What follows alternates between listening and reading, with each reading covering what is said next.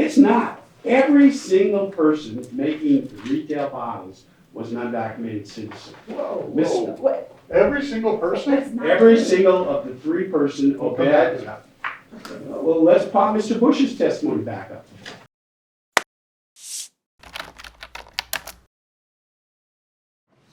All right. Department 16, now come back to order. Please be seated.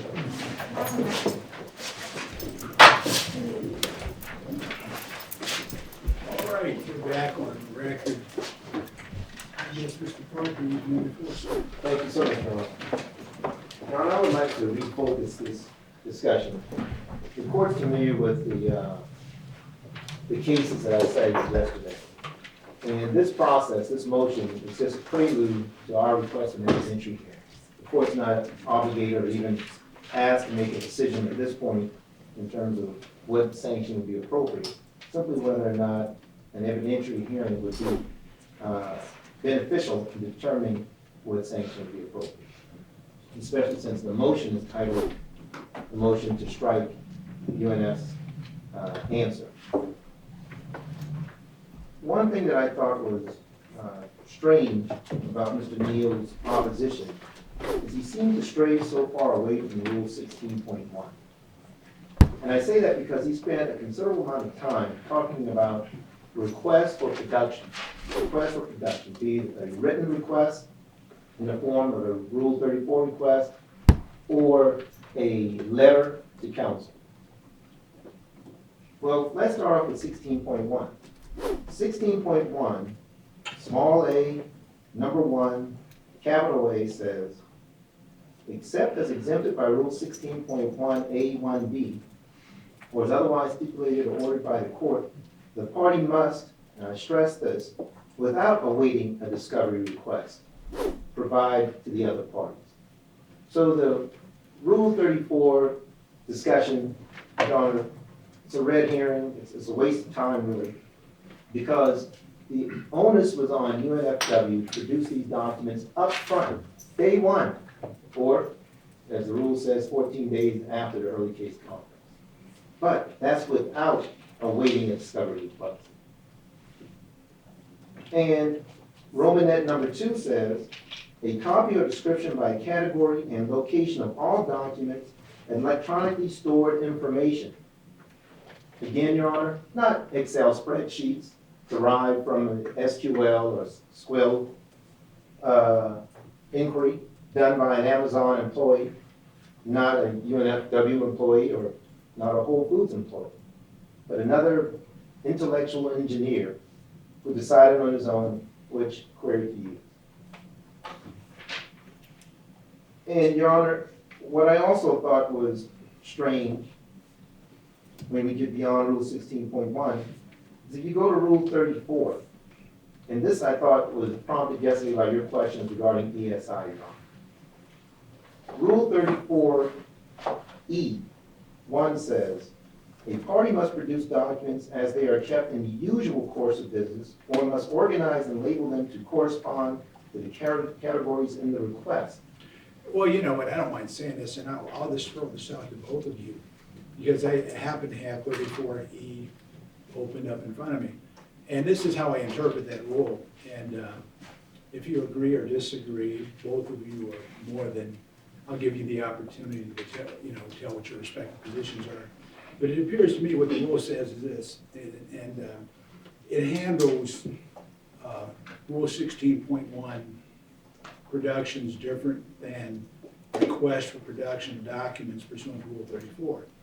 For example, if you look at E1, as you made reference to, it says a party must produce as they are kept in the usual course of business. And that would focus primarily on a Rule 16.1 production, or must organize and label them to correspond to the categories in the request. So you have a Rule 16.1 production, you got to produce it as they are kept in the usual course of business, or if it's in a response to a request for production of documents, it has to focus on the request and be compliant with the request. Exactly how I Something read like it, that. John. I mean, that's how I read it. exactly how I read it. And under either format, be it a Rule 16.1 requirement or a Rule 34 request to produce, the documents should originally been provided to us as the data, not some form decided by someone who's not even a lawyer in this case, who doesn't even work for UNFW or Whole Foods to decide. One thing I felt was strange also, and I don't know if this was, an innocent mistake on Mr. Neale's part, I'm assuming it is, but Mr. Shanks, And Mr. Neale, I'll give you a chance to respond to that question that I have regarding Rule 30. Sir. And, once he's done, but anything I ask and I didn't ask you, I've always tried to make sure both sides get a chance to make a record on that. Thank you. if you could pull up for me Mr. Shanks' affidavit, it's Exhibit C to defendant's opposition to the motion to strike. Thank you. And if you could go to page 7.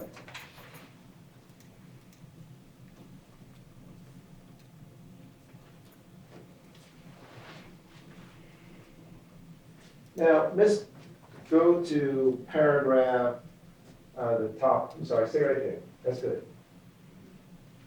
Mr. Neale said that he did not remove the SQL language from document 638.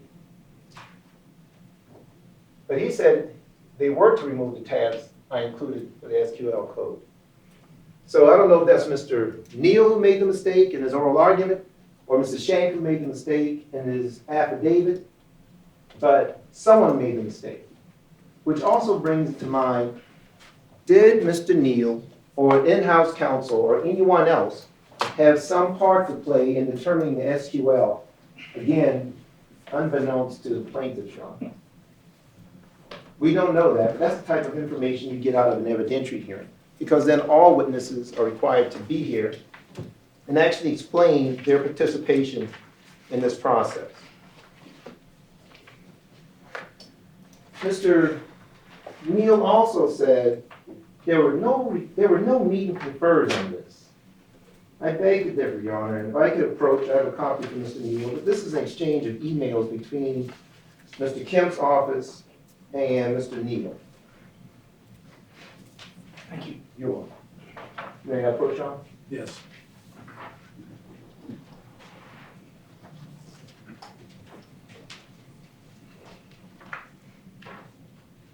And with emails, Your Honor, unfortunately, you got to start at the last page. These are double-sided, so I would go to the last page.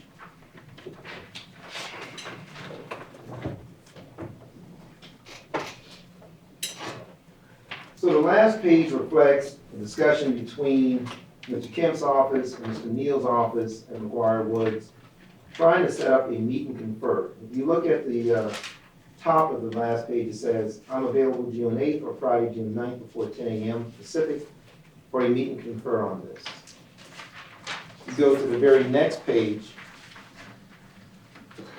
Mr. Neale on Thursday, June 8th says, sure thing, pick some times that work at your end. I will try to make them work. In the meantime, we will keep trying to lay hands on the data. Not Excel spreadsheets, but the data. Go to the next page, Your Honor. And Brianna Switzler at Mr. Kemp's office says, how about Tuesday afternoon? Mr. Neale says, I'm open then, you tell me the time. And so the dial-in number is created, and then the very top page, if you look at June 13th, Brianna Switzler communicating to Mr. Neale says, if I understood you correctly, you and your team are working to get the purchase data related to request 11, the plaintiff's second set of requests for production. Related to this request, you anticipate you may have this information in about 1 week. Once you have received the information, you would produce the data to us. Mr. Neale in response says, correct, we are attempting to get data from the non-party, assuming he's meaning Whole Foods. We will produce the data to you when or if we get it. We may have it in a week, if not, you and agreed. I don't know, that's a little, not bad, not a good sentence there. We check back in with each other. Jim. Way to highlight my typo, Teddy. I'm sorry. You and I. You and I. Well, I didn't realize it was a typo until I just read it out loud in front of everybody. I'm sure you'll find one with me doing the same. The point is, Your Honor, I wanted to address Mr. Neale's, not that I'm clairvoyant, but for some reason I thought you were going to make that point to Mr. Neale, that there was a meeting conferred on. And what we do see in this document is no information to the plaintiffs that the stored data has been destroyed or not available. We've learned for the first time today that the cashier documents, relevant documents, are swept every day. So that's no longer available to us. Now we've learned that the store data apparently is no longer available to us unless you go through the data warehouse. I'm assuming that's correct, because we don't know at this point. What we do know is under the Big D Stupid case, Your Honor, as well as the casino case that's escaping me for some reason, the requirement to preserve evidence. And if documents have been destroyed, if That data, being wet and wild, is that what it is? was it written wild? I thought it was, Bellagio. yeah, I thought it was the format, Your Honor. All I remember so many of these cases, I can't I remember the think name it of was it. the Golden Nugget case. That's it, Yes. bingo. Okay. Your Honor, we figured it out. It was the Golden Nugget case. It was the Big D Stupid case, and it was the Golden Nugget case that talked about preservation of evidence and anticipation of litigation, even if you're not being sued. And in this case, we had a recall in March of 2021. But what Mr. Neale has informed us today, this court and everyone else, is that the cashier documentation or data is gone. We don't know if the store documentation is gone until today. And we have a right to know because that data should have been provided to us in its normal, how it's normally kept as a part of the 16.1 production. Now, Mr. Neale has said time and time again, and the court caught him on this, and I thought it was very good. You asked him, what about the cash purchases? And his response was, we have no information on the Belsky cash purchases whatsoever. But then he kind of dodged a little bit, artfully I would say. Cash purchases done without Mr. Haley's employee ID are also not reflected on any documentation he's provided. And I think that's been admitted to today by Mr. Neale. So That's now, is that correct, Mr. Neale? Upstairs. Thank you.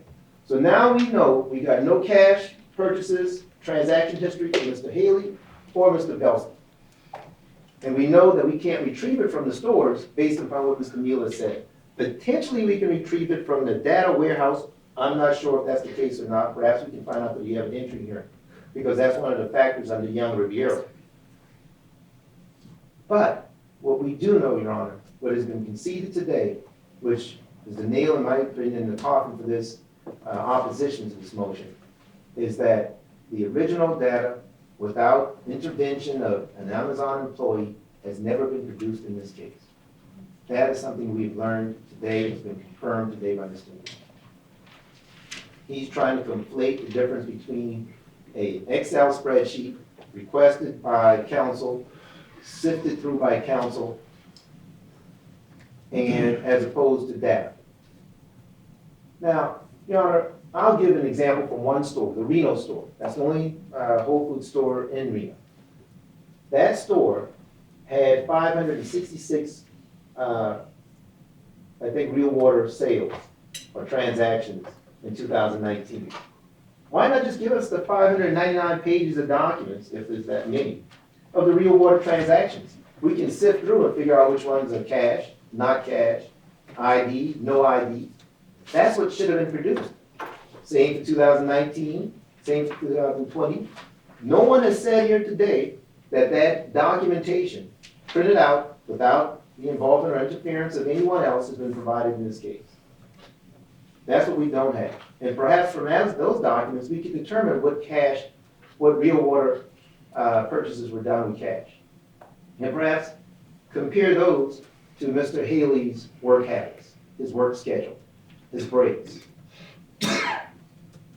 We don't have that ability now because those documents weren't produced in discovery.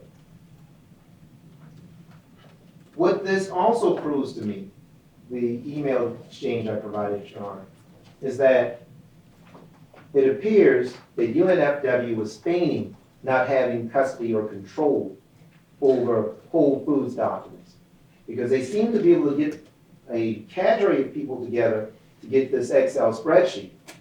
But why not use that relationship that between counsel, being the same counsel for UNFW as Whole Foods, to simply get the data and give it to us? Let us sift through it. Let us try to compare and figure out when these bottles of water, real water, were purchased by our clients. That's what we're entitled to.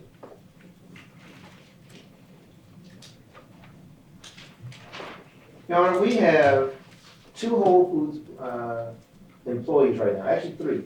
2 are not parties to this case, Ms. Sarah Sandstrom and Ms. Lori Kingston. Both have said that they recall Mr. Haley buying real water in the spring and summer of 2019. Lori said 10 to 20 purchases.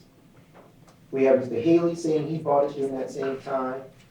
We have Mr. Haley in his fact sheet, which was produced for every plaintiff in this case, indicating he was consuming 4 to 6 liters a week. Originally he said 4 to 6 liters a day, and we corrected that during his deposition to 4 to 6 liters a week.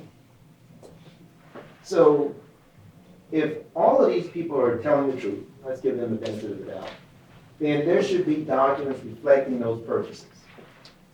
Unless these employees of Whole Foods are lying. And there's been no indication, and I'm aware of, that any of them are lying. They may not recall exactly when, but the raw data would have actually assisted in us figuring that out, which we've been deprived of.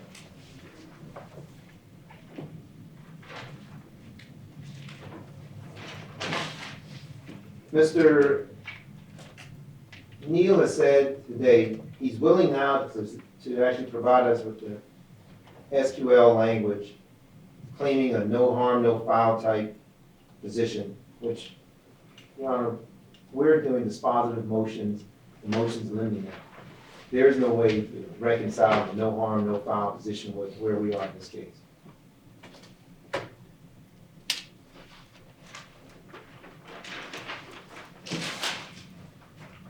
The other thing I want to point out, Your Honor, in the email exchange that we provided to you, and nowhere within the responses to request production documents, do you see UNFW informing us that the raw information is not being provided? There's no clue that these are not documents kept in the ordinary course being provided to us. In fact, Mr. Neale has stood before you today and tried to convince you that the documents you've received represents the universe of the documents, and they're not. Because now we know that all cash transactions have not been provided.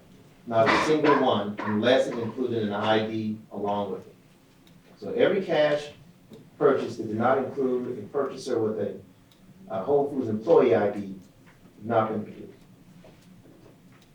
And I think that is something everyone with a stake in this motion would agree to. So, Your Honor, there's a couple other things I think that the evidentiary hearing would be beneficial to clarify. When are the cash register swept? Daily? I think that's what Mr. Neale said today. And when are the store records swept? Are there servers at the store level that we could have gotten this information from that should have been preserved and produced? What is the retention policy at Whole Foods in keeping this information? Were those documents kept for at least 3 years at the store level that we should have gotten? Both for the, not both, but for the Reno store, the Fort Apache store, and the Lake Mead store. What was the date of the destruction of documents, Your Honor? We don't know that as well. Why don't we have the data simply reflecting the UPC code for every bottle of real water sold by each of the stores? Give us everything. Just give us the data showing every cash purchase, every credit card purchase, every purchase that included cash or credit card with an ID. You can redact the names of people not involved in this litigation, but give us all the information. That hasn't been done.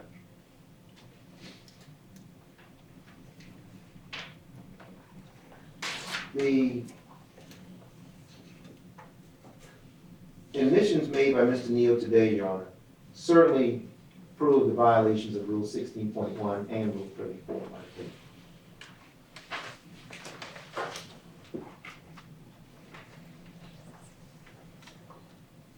And finally, Your Honor, I went back over Mr. Haley's deposition. And in looking at Mr. Haley's deposition, he was asked by Mr. Neale several times about using his credit card, his ID, cash transactions, and quite frankly, he couldn't remember. He said most often he would use his ID. But he also mentioned several times that he was not sure. He's entitled to his records so he can actually confirm the times that he recalls buying real water that's not reflected in those purchase documents. He and his coworkers remember the 2019 time period. So if they're not all lying, it should be reflected in those documents. And at the very least, we should have the right to look through the raw data which was not provided, as opposed to information given to us based upon someone else's electronic search. In terms of the ESI protocol, Your Honor, once it was determined that Whole Foods was not going to provide the raw data without the interference I've mentioned a few times, then Mr. Neale or someone on behalf of the UNFW should have informed the plaintiffs. Then we could have had a discussion about ESI. But we could have done that months and months ago before depositions took place. That was never done. And so on June 21st, we find out the last bit of these Excel spreadsheet. And we look at the metadata for that date, and it appeared that the last spreadsheet the documents related to was produced or prepared on June 7th, 2023. We got it on June 21st. We don't know why it was held for the additional 14 days. We have no idea. But when I look back over Mr. Shank's affidavit, he mentions, and I guess to the benefit or the credit of UNFW's attorneys, that he gave it to them on the 21st and they produced it on the 21st. The 2 weeks in between, we have no idea why it was held. Your Honor, I think it's clear that Rule 16.1 was violated, Rule 34 was violated, the meet and confer was a ruse, the data was never going to be provided. They decided before then that they were going to simply provide us with spreadsheets. Last thing, Your Honor, is I have the defendants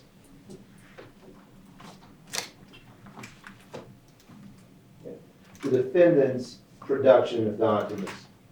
And Mr. Neale, again, I don't know how I predicted you would go there, but I brought copies myself. And the first one, Your Honor, can I approach? I have a few. Yes.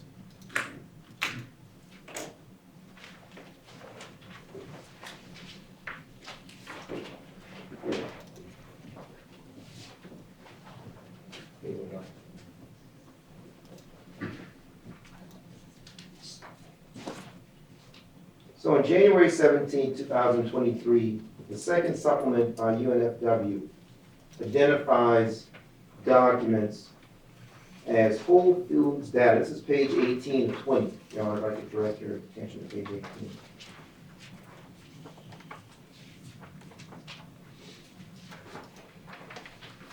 Paragraph 38, 39, and 40. It says Whole Foods transaction data for plaintiff Keith Haley. It says Whole Foods 181. And then 39 says Whole Foods 182 through 438. And then 439 through 635. These are the documents I believe that Mr. Neale is showing the court in the big binder. No. Right. But they are not identified as documents that we got from Amazon's person based upon a request by counsel. They're identified as Whole Foods documents, which made the plaintiff's attorneys believe that they were getting these directly from Whole Foods as they're normally kept, as opposed to a spreadsheet that was created by someone else. And then the next document, it's not the very next supplement, it's one I want to show the court, if I could approach. Good. May I, John? Yes.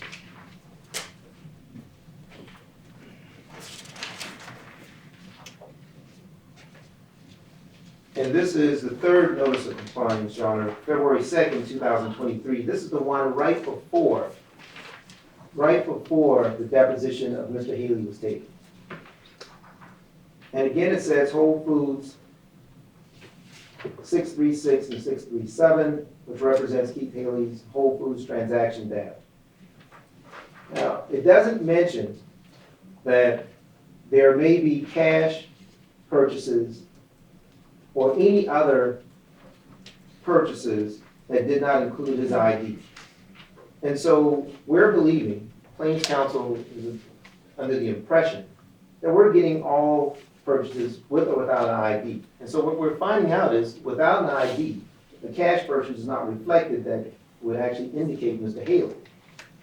So once defendants recognize that cash purchases are not reflected in Mr. Haley's purchase history if he doesn't use his ID, why wouldn't defendants actually provide all of the data as required under Rule 16?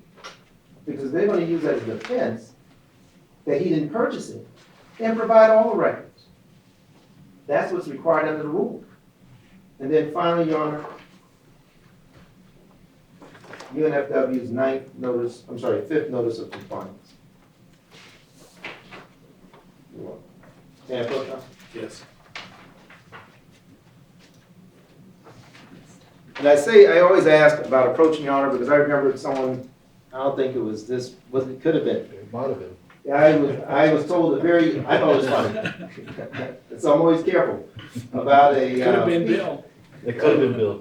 Yeah, about a female who approached without authority being granted and got tased. Shaking on the ground. That wasn't in this And one. the last thing I want is for these guys to see me or anyone else shaking on the ground. That might have been on the news, so that wasn't in this court. The last thing I want is me to be there in the front. So this is one thing I think is important to point out. I just want to make sure I understand the sequence of events as far as discovery is concerned. And what I mean by that is, were documents produced pursuant to 16.1 disclosures to support claims or defenses and the like, or were they as a result of a request for production of documents pursuant to Rule 34? And I just want to make sure I understand that. Of course, Your Honor, and I think it's a very important distinction, because certainly 16.1 is a broad requirement, because it does not require you to actually receive a discovery request. Whereas 34 is a more particularized and focused set of responses based upon the actual request. Well, and that's why I once again come back to my original observation. As we discussed distinction, it appears to me pursuant to the rule, if you're making production pursuant to Rule 16.1, it must be produced, you must produce the documents as are kept in their usual course of business. In contrast, and it makes perfect sense, if you're responding to a request for production of documents pursuant to Rule 34, you respond specifically to whatever the request might be. That's right. And so, Your Honor, that crystallizes the point. If Whole Foods has a transaction history of cash purchases of real water, regardless of use of a employee ID card, all of those transactions should have been provided. And they were not. Plain and simple. And there's nothing that Mr. Neale could say, there's nothing that can be, there's no excuse that can be offered to relieve them of that rule requirement, Your Honor. And certainly, none of the affidavits assist in the opposition. In fact, I believe they help us. in supporting an evidentiary hearing to decide the appropriate sanction, Your Honor. Unless the court has any questions? Not at this time. I know, Mr. Neal, I wanted to give you an opportunity to respond to that question. Is there a distinction between productions pursuant to 16.1 versus responding to a specific request for production of documents pursuant to Rule 34? Yes. Of course, 16.1 requires an affirmative, Right. no request production, which was made with Whole Foods 180, the generic sales document, which is not in your binder, Your Honor, but which Mr. Stevens could pull up. Mr. Parker did in his original argument. Do I have that? No, sir, you don't. Okay, don't you think I gotta have that? Well, let me continue. That's the one, could you pull up 180 now? And please understand this, I mean, I move relatively quick, especially when I have my law clerk. He assists me, and he's finishing up his final day of the bar exam right now as we speak, right? But here's my point. This is a very, very important motion for everyone involved. I get that. And so in order for me to truly contemplate what's at issue here, I think I do understand, I do appreciate all the documents you've given to me to review so far, and I have an understanding now as far as how they were produced. And I do have an understanding as to potentially what they stand for. But my point is this, I think I need to know the whole sequence of events as to how we got here. All right, we can. You see where I'm going on that? I think I got it, I gotta know that, and then I have to know exactly how they were produced. Sure. And if it was pursuant to 16.1 versus a specific request for production of documents. Because it appears to me, although subtle, but it could be very important, the rule does make a distinction. It does, Your Honor, and I'll give the court an overview, and we'll certainly submit 180. It's a confidential document, so we'll do it to chambers or seal. Any objection to that? No objection, Your Honor. Okay. But Your Honor, I always ask that question. you can see on the screen that we disclosed all the sales by year, as I recall, in all the states, at least in the western United States. All of UNFW's sales to those stores. So we were, I don't know that this will ever be part of our defense, but we were being proactive and we disclosed this. And in addition, we disclosed, as I think I said during the argument, the 60 days worth of Mr. Haley's purchases prior to his hospitalization, which is what we had planned to use in our defense. And we disclosed by category the existence of the Whole Foods data so that plaintiff could thereafter make whatever request plaintiff wanted to make. And that's what happened thereafter. The 6 subsequent productions were all pursuant to either a Rule 34 request or a Rule 33 interrogatory or a letter request that we didn't stand on formalities with and produce documents. And in terms of the manner of production, Your Honor, the 34E says, the prelude says unless stipulated to. I understand. We got instructions from the plaintiff. We didn't find them terribly onerous. We did exactly what the plaintiff wanted. Who in the world couldn't be happy when one litigant tells another what to do and the second takes his marching orders or her marching orders and complies? That sounds like a stipulation to me. I can't imagine why there would ever be any need to do something different. I've never been sanctioned for following my adversary's instructions before. If it happens here, it'll be a first. I hope it won't. And so I want to make sure I'm clear. So the original production of documents, that was done, was that voluntarily pursuant to Rule 16.1? Yes, sir. 180 and 181 were done voluntarily. Of course, the 19 disclosures were done pursuant to our obligation, 19 supplemental disclosures, pursuant to our obligation under 16.1 to supplement. And the data got more extensive and more detailed, and by the end of it, we had specific Bates numbers for everything in your binder, and we had a name of a witness. So I want to make sure I'm clear. I have 181, right? You have 181, you do not have 180. You will shortly. And those were all uploaded again in native form on HOLO so that plaintiffs and other litigants could pull them down and sort them by UPC or sort them by product name or sort them by store or whatever they wanted. And at that point, Your Honor, we're being upbraided here for not producing cash sales. I don't know how that's part of our affirmative, that's certainly not part of our defense.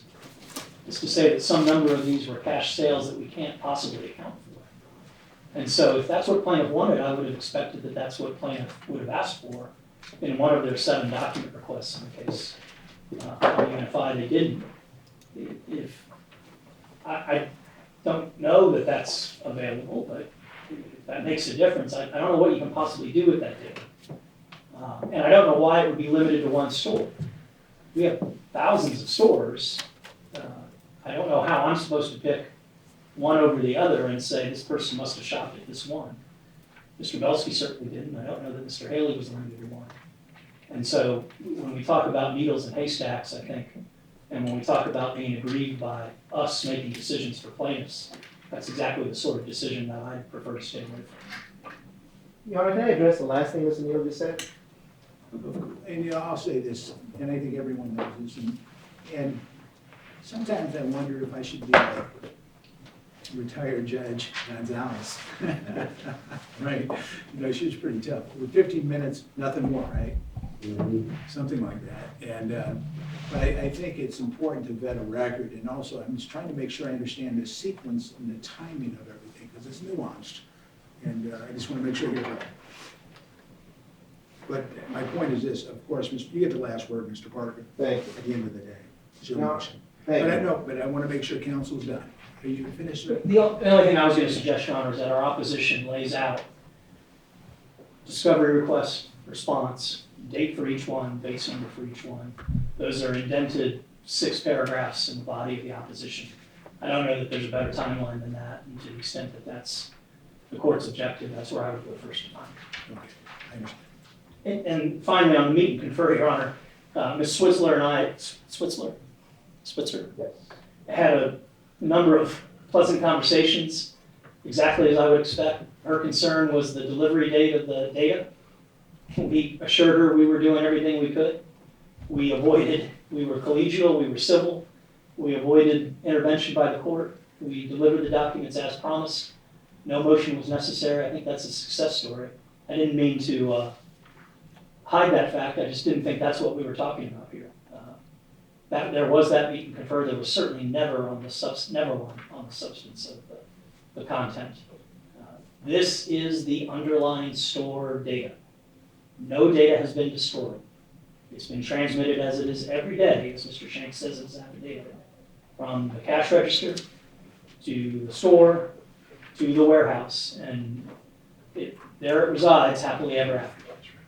So I don't know how to assure Mr. Parker of that, but if he buys something today and asks for a record of it tomorrow, it'll be in the warehouse. Thank you, Your Honor. Mr. Neale commented on something I was going to bring back up to the court. He does now recognize, based on that email exchange, that a meet and confer did occur. He also has indicated that the meet and confer was regarding data as opposed to Excel spreadsheet. He also seemed to admit that Rule 16.1, I think he got most of this right, requires you to produce the documents in your custody or control that may be used to support claims and defenses, Your Honor. Not one or the other, it's both. And so if you have purchase documentation, data, regarding cash purchases, especially when you have now 3 Whole Foods employees saying that the plaintiff in this case has purchased real water at the Reno location, you produce all the cash sales. All transactions regarding real water should have been produced in 2019. There's only 556 purchases. Produce them. There's less pages in the documents he did produce. Your Honor, he has confirmed in the last couple of seconds of his argument that they don't know if they even have the ability to provide now cash transaction documents or data. That alone satisfies the requirement to have an evidentiary hearing on case terminating sanctions. And I'll recall to the court the CCSD Richardson case. In that case, Rule 16.1 was the focus. During trial, I was questioning CCSD's main witness. And that witness said, after the affidavit had been produced by counsel, that witness said that I have documents in my office. I was told not to produce those documents because they weren't relevant to our claims or defenses, and it had already been produced.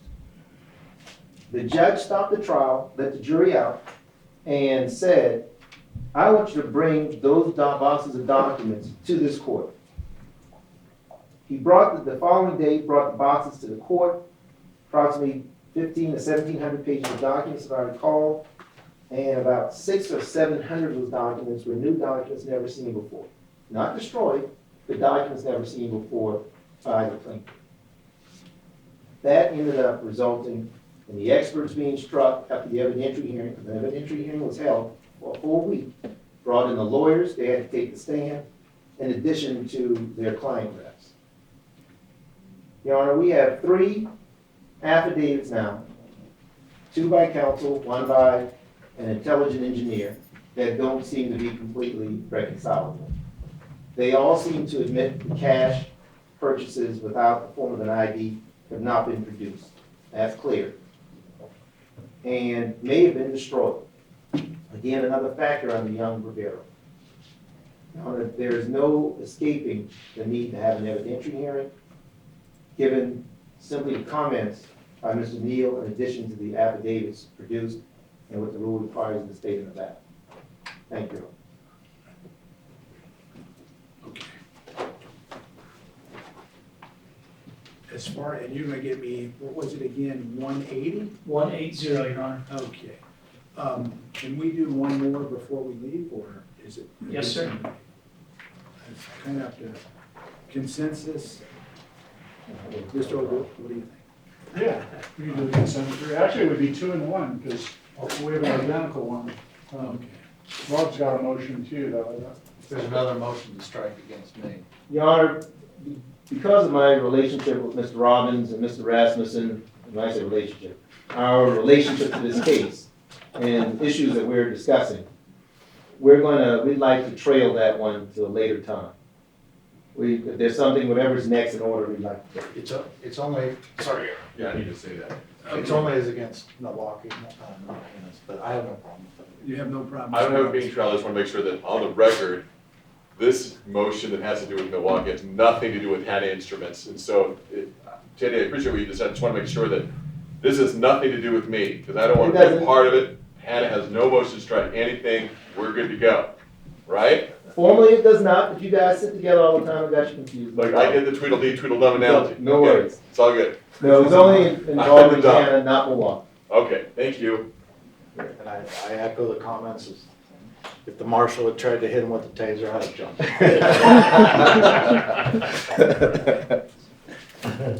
So, in light of that, where do we go?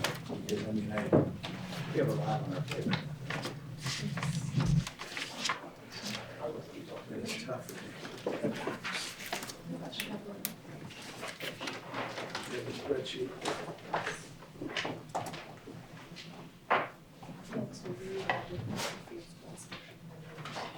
Oh, okay. I guess next would be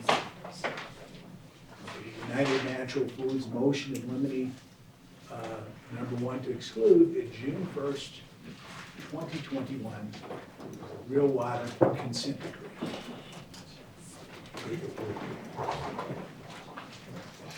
John, have you got that, our motion limiting 1? Okay. If I step outside, I'll just clarify the office. Mr. Kemp, you can do whatever you need to do, sir.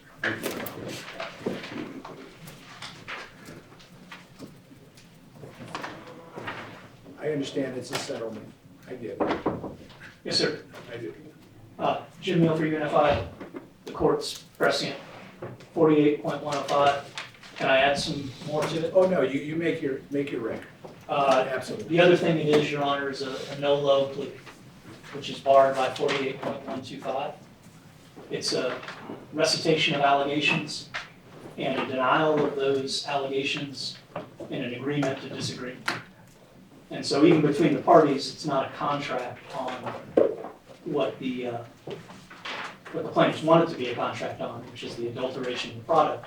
The court's already ruled once on plaintiff's motion for summary judgment number 5 that adulteration is a different concept than defect. And I would say that it's not only different making it irrelevant, but it's different making it prejudicial. So I would keep it out under 48.105, under 48.125. And I'd remind the court that it involves facilities, which are defined, if you can pull up John Exhibit A, please. Facilities of the defendant, which is all this concerns, right? The FDA speaks in terms of facilities. Facilities get registered, facilities get papered, facilities produce product. FDA inspects facilities.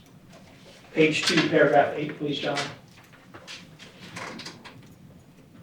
The facilities here are defined as Center Point Drive, that's the Henderson 5-gallon facility, and East Main Street Mesa, which is the new retail facility that came into existence years after Mr. Belsky and Mr. Haley's consumption of retail water. So it's not relevant in that it involves different facilities. It's not relevant in that it involves different parties. It certainly doesn't involve Hanna or Milwaukee or UNFW. It involves adulteration, not defect. It is a no-low plea. It is a compromise. And the last thing I'll say is this, Your Honor. The cases that we cite in our motion and in our reply are admissibility at trial cases. They decide whether a consent decree should be admissible in a subsequent civil trial on the merits. The cases that plaintiff cites, in contrast, are all judicial notice cases. They're all Rule 12 cases. And I would suggest to the court that it's a very different thing to consider a consent decree in evaluating a Rule 12 motion than it is in evaluating, having a jury evaluate liability or non-liability at trial. So for those reasons, Your Honor, UNFI believes strongly that the consent decree is irrelevant, inadmissible, and prejudicial.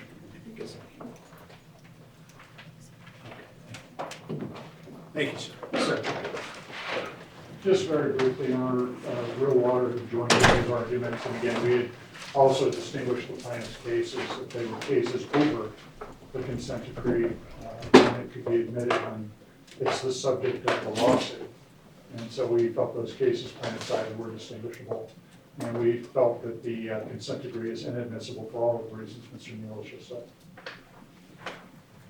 Just for the record, Your Honor, Hanna Instruments joined in this particular motion. So I just want to make sure that was on the record. That's all. We agree with all the arguments that have been provided. Thank you. Thank you, sir. I'll make this brief. We'll stand on the papers on this one. The court's kind of very familiar with both the cases as well as the statutes, the evidentiary statutes. We'll stand on the pleading document. Okay, as far as I had a chance to review the points of the raised, and I remember this one specifically. And the consent decree is a settlement, right? And there's a lot of cases out there that stands for the proposition that the consent decree in and of itself is inadmissible in subsequent trial. I get that. And so what I'm going to do is grant the motion. Thank you, Your Honor. All right. So where do we go next? Don't do anything yet. Thank you.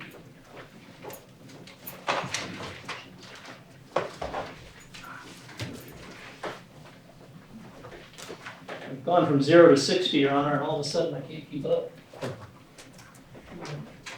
It's kind of like that sometimes. Our motion in limine number 2, Your Honor, is up, which deals with exclusion of the immigration status and the criminal status of employees / quasi-employees at the road office. So, and Ms. Anderson will take that one when the court is ready. I'm ready, man. All right. Thank you, Your Honor.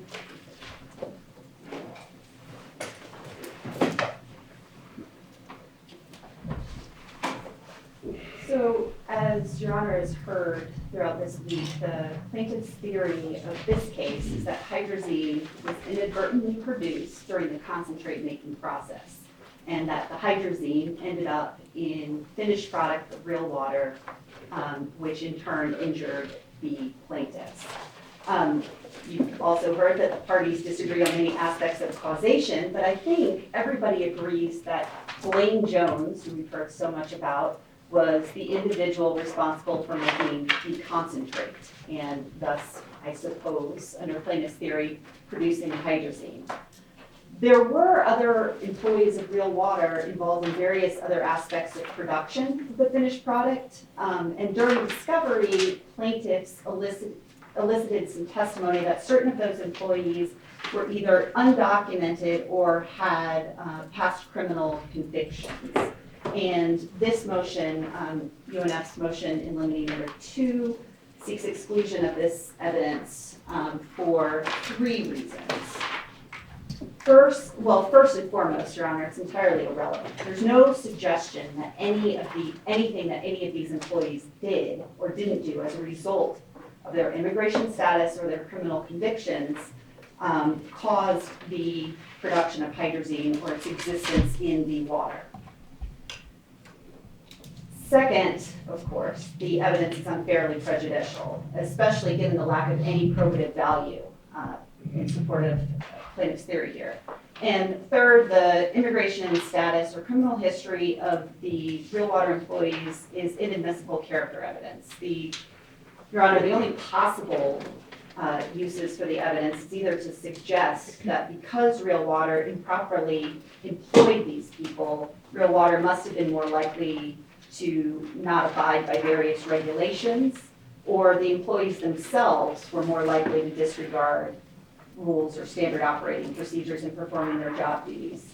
Either way, it is not proper. So in their opposition, what plaintiffs say is that the evidence is relevant to whether Real Water's employees were qualified to do their job.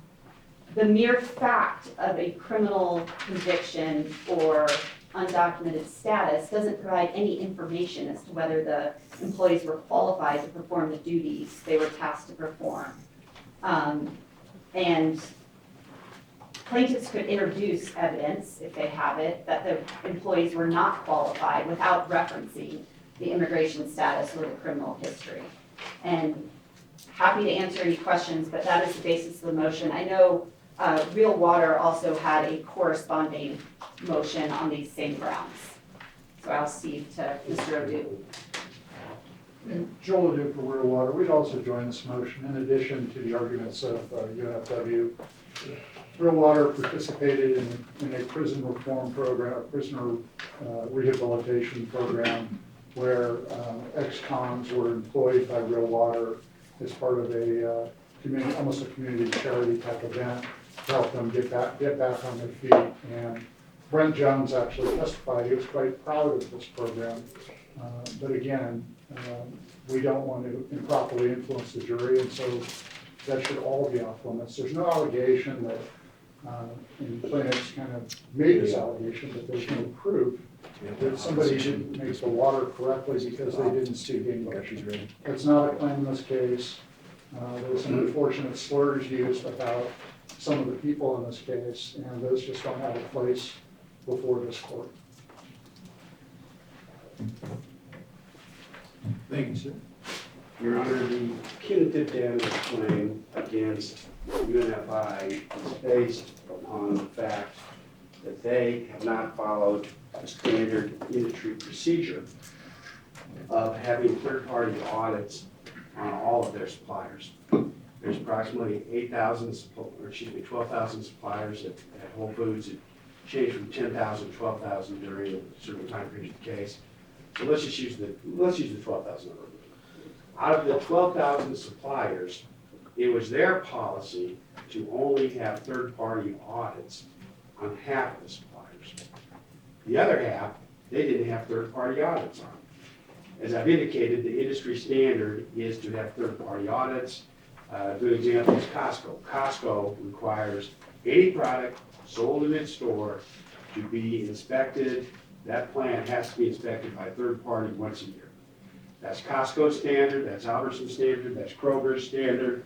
I mean, that's virtually everyone's standard except for Whole Foods.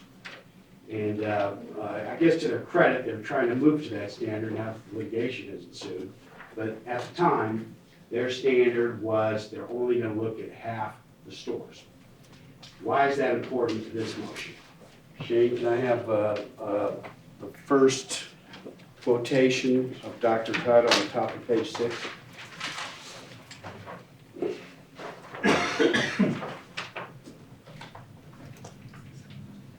It's a joint reply to UNFW. This is the reply on number 2.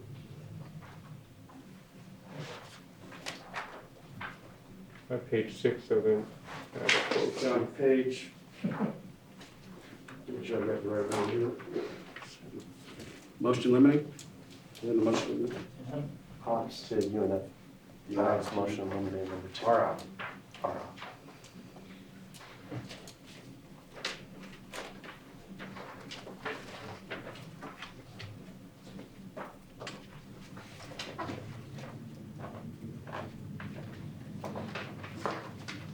You got it. Yeah. Okay, this is what, this is Dr. Hutt. We hired an expert that is a quality control expert. So Dr. Hutt used to work for McDonald's, for pretty much yummy chains. She's worked for everybody, Your Honor. She's probably the most qualified quality assurance person in the country. She's even been hired by a couple of defendants experts. So this is her opinion as to what, the fact that they didn't have proper quality control. Now let's get directly to this motion. In this motion, can I have the next one, Shane? The testimony by Rima Kapadia. And that's on the top of page 3. So UNFW entered into a supply agreement with Real Water. They entered into it. And I took the deposition of Rima Kapadia. She's the UNFI Vice President of Food Safety. She testified she's the #1 person there. Okay, so I asked her about these practices that are pretty unique to Real Water.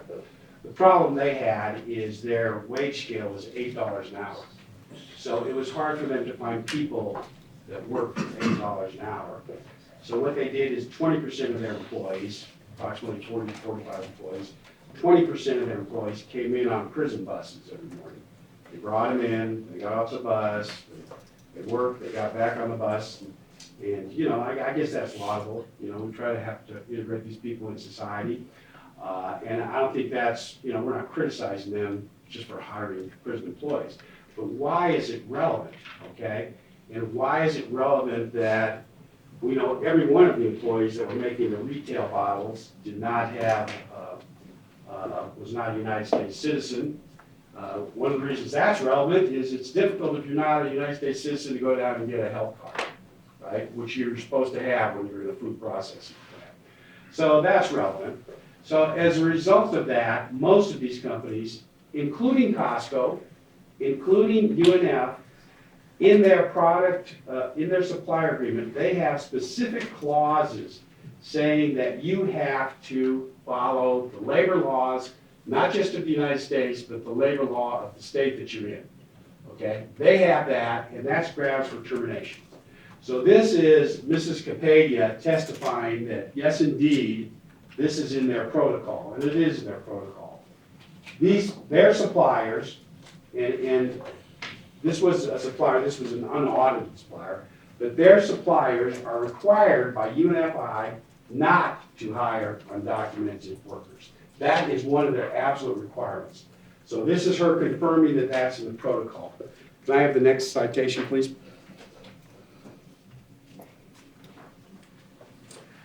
This is, like I said, Costco. So we've got Costco. I just asked the Costco person, well, what's your policy? Okay, if we have someone who is an undocumented citizen, is that a violation of your code? If they've got the exact same code as UNFI has, you can't hire someone who's not a US citizen, and again, it makes sense. How are they gonna get a health card? Next one. Okay, this is Mike Bush. He was the production manager. He confirmed that, that they were hiring these prisoners, these people that were undocumented citizens. And then he started focusing on specific problems with having people who are undocumented citizens. Most of them speak Spanish, and this place had all their policies and procedures in English. So Mr. Pham, he was the director of quality control for a brief time period. So he was worried, as Mr. Bush was worried, that how are these people gonna know what to do while they're making the water if they don't speak English? And so Mr. Pham suggested to the owner, well, let's go get these things translated into Spanish, because, you know, these people are supposed to be making a product that's consumed by the public. You know, let's make sure they know what they're doing, all right? So that's another reason it's relevant. And this is their production manager and their quality control, Real Water, saying that this is a problem. All right, next one, please, Shane. And again, Ms. Hutt, you know, she talked obvious that if they can't speak English, you know, how are they gonna read an English operating manual? How are they gonna get food handler cards? You know, and we know these people made mistakes. You know, one of I can't remember if it was Milwaukee or Hanna's expert, but he was, this guy knew his stuff. He was a bottling water expert. His name was Mr. Heidel. He testified that he's inspected 1,000 bottling plants around the world, including bottling plants in places like Yemen, Pakistan, a bunch of African countries. And this was one of the 2 worst he had ever seen, talking about the employees and their manufacturing processes. And of course it's bad. You know, they're hiring people that can't even read the manual. Anyway, next one, please, Shane. So again, this is back to the audit point. They should have had an audit. And if they had had an audit, what would they have found? Would this have made a difference to them? This is the testimony of, back to Mrs. Campagna. Next one, please. So that's Dr. Hutt again. But this is Mrs. Campagna, the number one person at UNF. And I say, well, if you knew, if you'd done an audit and you had found out that 20% of the people there were prisoners, and some of them were illegals or undocumented citizens, would that concern you? And she says, I would definitely have questions. They would follow up, and then I say, that would be a big red flag, wouldn't it? This is their number one food safety person telling the court that this is a big red flag to her, okay? Causes her concerns, warrants a follow-up. They would have gone in there and done something if they'd known about it. So that's why it's relevant, Your Honor. It's not relevant because, in theory, there's not prisoners who could probably do a better job than, you know, probably anyone in this room making food product. That's not the reason this is important. It's not important because we're trying to make some kind of point about, undocumented persons. It's important because we have the testimony of the number one person on food safety employed by UNFI that this would be a big red flag. They would have gone in there and done the investigation. And then I asked her, is this a violation of your protocol? Yeah, if they're not documented citizens, if they're not legalized, this is her words, if they're not legalized, Real Water is not following the protocol. So that's why it's relevant, Your Honor. She says it's a big red flag, causes her to definitely have questions, warrants a follow-up, violates protocol. How much more relevant can it be? And that's the reason it should come in, Your Honor, because they didn't have a third-party audit. They should have. If they had a third-party audit, they would have found these kind of things, and they would have terminated, they should have terminated Ms. Cooker with this. And she says, right there, red flag, questions, warrants a follow-up, violates their protocol. So for those reasons, it's relevant to our punitive damages claim, because of their conscious disregard for the safety of their consumers. And so that's why, unless Mr. Neale wants to stipulate to yes on the punitive damages question, which I don't think he wants to do, but unless he wants to do that, this is relevant evidence that the jury should hear. Thank you, sir. Your Honor, I'll be brief. I can't be quite that indignant, nor would I call a human an illegal. But I would offer to you that if an individual does not have a health card, you can ask them, well, you didn't have a health card. If an individual cannot read the SOPs, you can ask him or her, do you speak English? Could you read the SOPs? You do not need to talk about their criminal history or call them an illegal to do that. Also, Mr. Kemp pointed out Ms. Capadia's testimony, and she is from UNFI. He talks about a big red flag. That was his words. Would that be a big red flag? And she actually responded. It was an item that would cause concern, but not from a food safety perspective. She is saying this would not be a concern to her from a food safety perspective. And that's, again, page 6 of the plaintiff's opposition. They quote that language. So, Your Honor, I don't think that plaintiffs have come anywhere close to establishing the relevance of this. Your Honor, Joel Odou on behalf of Real Water, I just want to add, because I'm often astonished in court. Counsel just said, we know these people make mistakes. These people, illegals. What other kind of prejudicial appeal to bias could there be in saying that to a jury? We look at the depositions of Mr. Pham and Mr. Bush, we will see that those terms were suggested to the witnesses by counsel. We have a motion on this very subject, and it's regrettable that in this day and age we have to bring such a motion. But that's just inappropriate language.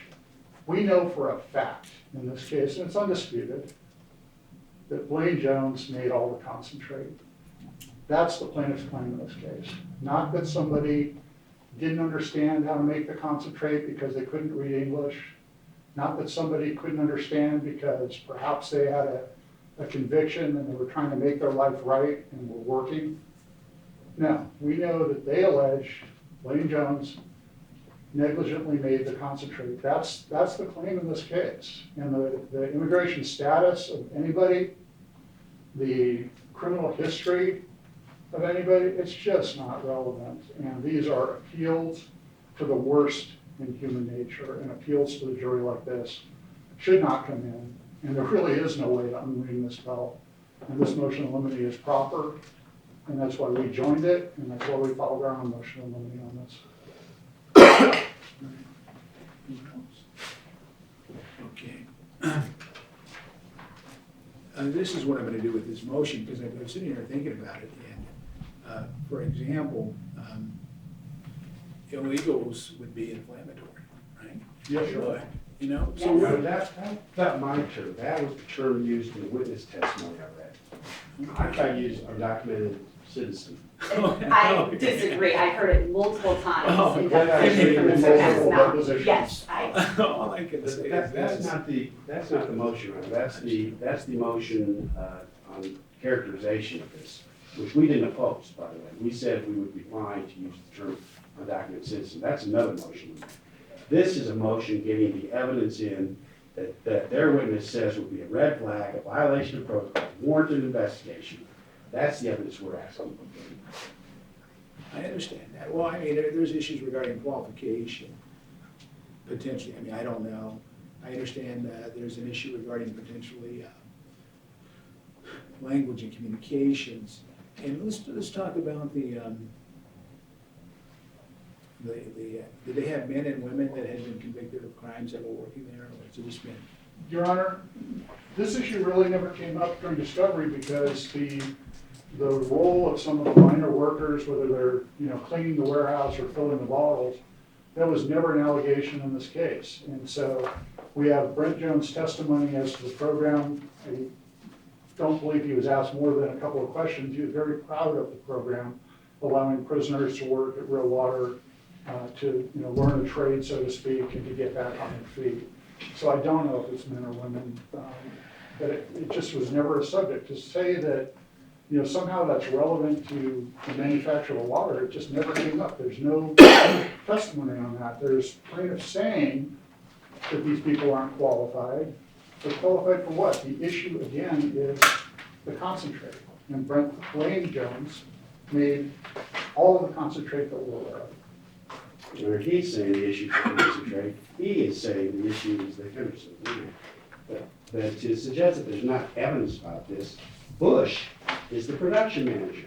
This came up in the Bush deposition. Sure did. And he was the one that brought it up. So that's the testimony I quoted you, Your Honor. But the reason it's relevant is, like I said before, their number one person says that this is a red flag, a violation of their protocol, that they would launch an investigation.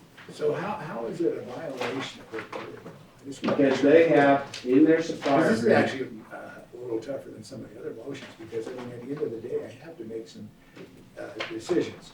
For example, In their supplier agreement, they have a specific provision that you have to comply with the labor laws of both the United States and the state in which your product is manufactured. That's in the UNFI agreement with the UNFI. And so that's what she's saying when she says it's a violation of their protocol. It's a violation of that agreement. I don't mind calling these people undocumented citizens. That'd probably be a better thing to do. I mean, But it has to be. I mean, for example, what we're finding out right now, just in general sense. Right. We have certain jobs, for example, that, But to suggest it's not relevant when their own person says, I can put the testimony back up, that would be a big red flag, wouldn't it? Answer, it would be. It would be. She is saying right here that it would be a red flag, okay? It would warrant a follow-up from my perspective.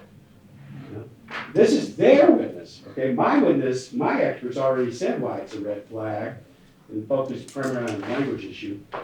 But their witness says it's a red flag. And so to suggest that you can't, you have to hide part of what they would have seen from the inspection, that's what they want to do. They want to take, what do you mean by that? I want to make sure I'm clear. if there's a third-party inspection, Right. which they didn't have, but they should have had, a third-party inspector would have went in there and found out, number one, that the policies and procedures that they agreed to follow were being violated. Because UNFI, in their policies and procedures, says you cannot violate the labor laws of the state or the United States. So you go in there and you see, if it was just one person out of 45, Your Honor, I would say, hey, maybe that's de minimis. It's not. Every single person making the retail bottles was an undocumented citizen. Whoa. Every single person? Every single of the three-person OPED. Well, let's pop Mr. Bush's testimony back up. Let's pop Tom Pham's deposition testimony where you represented to him that 10 to 20% of the workforce came from the prisons. Is that accurate? You I was suggested the referring answer to him. Mr. Bush's Then testimony. you said, Okay, gentlemen, I'm gonna give everyone a chance to make their record, go right ahead. Go right ahead. Dig the hole.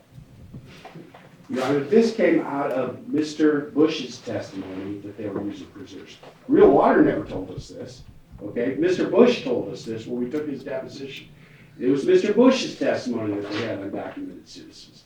That's where it became an issue, and this was before we did the Capadia deposition, and then she testified, like I said, that this would be a big red flag to them. So the issue in the case, they're defending the case by saying, number one, we don't have to go do third-party inspections. It's fine, just because Costco does it and everybody else does it. We don't want to do it because, water's supposed to be safe, so we don't have to do it. And then their second defense is, if we had done a third-party inspection, we wouldn't have found anything. Okay, so they want to take away things that they would have found and just try to get this down to a case, was the passive violation right or wrong? And, these are the things that would have been glaring things that anybody who walked in the factory would have known about. And like I've already said, it is a direct violation of their written contractual provision, which she admits it's a direct violation. So, you know, how can you keep it out of the case, Your Honor? Especially where their number one person is telling you it's a red flag. Deposition of Mike Bush attached to real water reply filed on July 18, 2023 at 4:13 PM. Recorded, Mr. Bush. Mr. Bush, you hired a lot of people from jails. I didn't, but yeah, they did. It was a good system I think they had. Okay. A few issues here or there, but I dealt with them. Okay, all right. That wasn't maybe all the people. I don't know. It sounds like, hey, it's 95%. Was this like a halfway house, or how was this process? Work release, Okay, work release, they would go from the institution to real water, is that how that worked? That's correct. It was called Hope for Prisoners Work Release Program, and they would be transported in the morning. Maybe 5-10% of the people there. That's Mike Bush's testimony, not everybody. Oh, okay.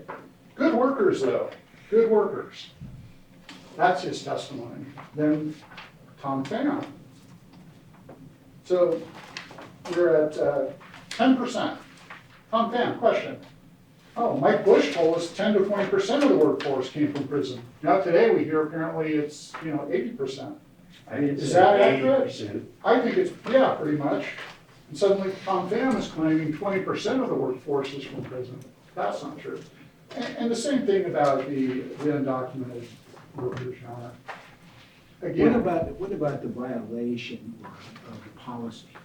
the violation of the policy, Your Honor, it's a more prejudicial than probative. It's not probative as to anything.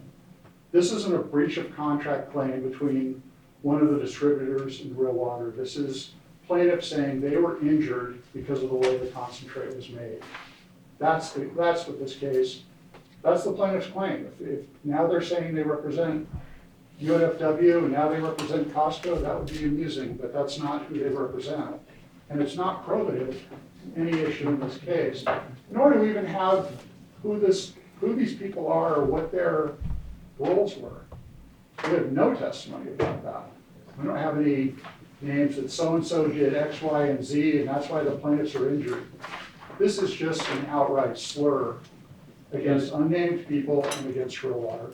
And Ms. Anderson wanted to add that. Back and forth. And Wait, but. I'll wait until I can. Yeah, here's the point though, I mean, I'm looking at it and this is a sensitive issue. Maybe that's the best way I can say it, right? Yeah. And as a trial court, I do have to be concerned about how specific issues are categorized. I do. And what types of terms we utilize to describe certain activities and individuals.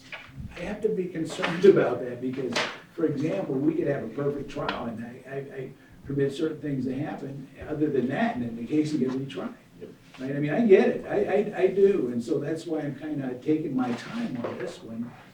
If it was just a question of violation of some specific policy or some standard or something like that, that's one thing.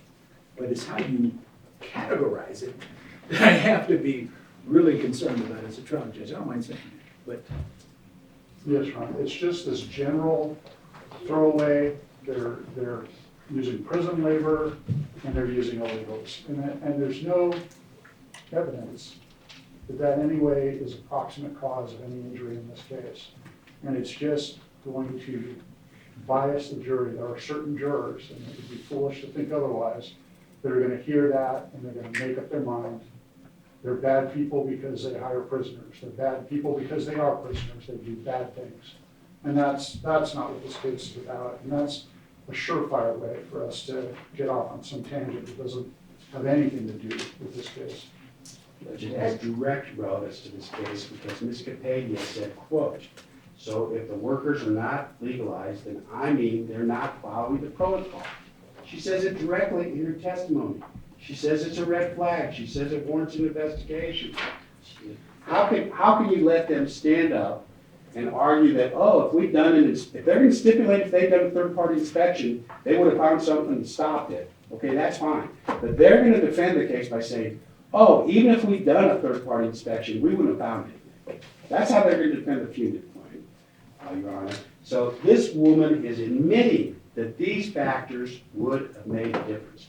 And I've already said that I'm happy to use the term undocumented. I didn't oppose that one step away. But to suggest that this isn't relevant evidence with regards to the punitive damages claim against UNFI is just flat out wrong. Your Honor, I will let Mr. Kemp have the last word, but this also relies on a pretty considerable speculation that UNFI would have seen something when it did an audit that led it to ask about the immigration status of people. And I don't know what Mr. Kemp is suggesting that would be, but. Well, I think the big yellow prison bus would have been the first thing they would have seen. But- Oh, so not what people looked like as to their immigration Counsel, status? keep the comments to the judge to the court, please. Anyway, so it also relies on speculation that they would have seen something that would have required them to ask, and then decided that it was actually a food safety issue, which Ms. Capadia said that it wouldn't represent a food safety issue from her perspective. Thank you. Mr. Kemp. Your Honor, I don't know how you could make it more relevant when the number one person of food safety says it's relevant, that it would have been a red flag. That's not her words, that was yours. Well, of course it's my words. When she says yes to a question, it is response to my question. Geez. This would be a big red flag, wouldn't it? Okay, she didn't repeat red flag. I admit that, Your Honor. She said instead, it would be. Okay, that is an agreement that this is a red flag. So you have this witness saying that if they had known about both, she says both, prisoners and the undocumented persons, that's a red flag. And the undocumented persons is there's a second reason for the relevance of that, which is FAM and my expert both say they should have translated the standard operating procedures into English, or Spanish, excuse me, they didn't do it. So that's another problem there. Well, I mean, that goes to potential communications issue. Right. I mean, I get that. I mean, that's an important issue. But it's how we categorize, how we describe the adjectives used. I mean, And Your Honor, the whole reason they're doing this is, according to Mr. Pham, is to save money. Okay? This is his testimony. Answer. We couldn't get enough employees to work for the company. They went that route of hiring prisoners. Answer. Was that because the wage level was relatively low? Answer. Yeah. So they were paying $8 an hour, right? He goes, yeah, I think it was, pretty much, yeah. So this has yet another reason to come in with regards to real water, because it's a classic profits over safety. They're only paying $8 an hour, and this is the type of workforce that they can get. Your Honor, just having. I thought I got the last word. I mean, this is just wrong. Here's why. The work release program that they have, they actually double that wage. The state pays half. So in other words, it's $8 an hour for them. It's $16 an hour that they, each of the offenders, that's the word they use, make. So that's, I want to make sure that that's clear on the record. Maybe it's clear on the record from you that there's no evidence whatsoever of that in the case. No witness said that. You've said a lot of things that witnesses haven't said. we're not gonna, I don't mind telling you this. I gotta decide how to deal with this. Yes. I do. And, like, for example, the prior motion was a really straightforward issue. But I have to decide how to deal with this. If I can potentially thread a needle, I don't know. But I gotta sit down and think about it, really do with it. We appreciate that, Your Honor, and all kidding aside, the slur shouldn't be used. And a slur to some people may be different than others, so I think we need to err on the side of caution. We don't call people illegal. If they want to stipulate that an inspection would have found something, it would have, triggered something, I'm fine with that, okay? But if they're not going to stipulate to an element of proof, I have to prove it. And plaintiffs need to prove it without using a slur. They can Undocumented citizen is a slur, number one. Number two, it was your witnesses that brought this term into the case. And it was you who suggested they're illegal. If you read the question. Okay, gentlemen, I understand what sorry, the issue is, and I get it. have to decide what to do with this one. Apologize for beating on the point. No, there's no need to beat on anyone. It's just, it's an issue I think has to be addressed.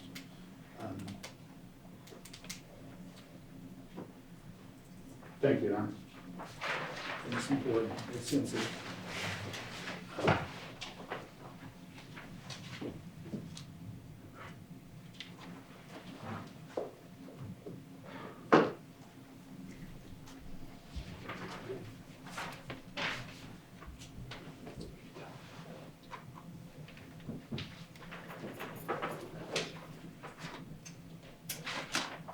It's 4:25.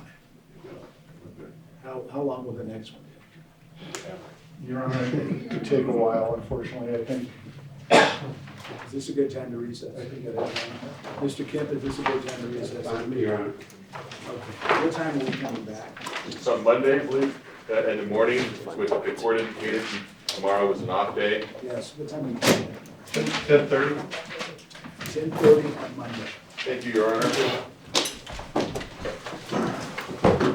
All right.